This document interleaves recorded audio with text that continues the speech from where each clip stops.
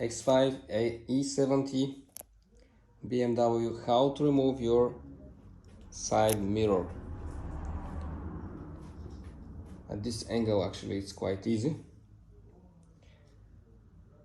Anyhow, you have to remove that plastic piece, which I didn't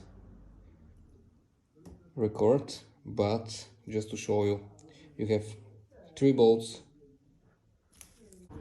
torque 30. You remove those 3 bolts, you have one connector, second connector. That one is quite interesting. You have small pin,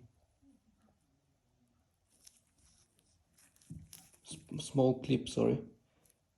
You just need to press it and then pull. That's for this connector. And then actually I lose the bolts already, and you can see that the mirror is ready to go out. Thanks for watching.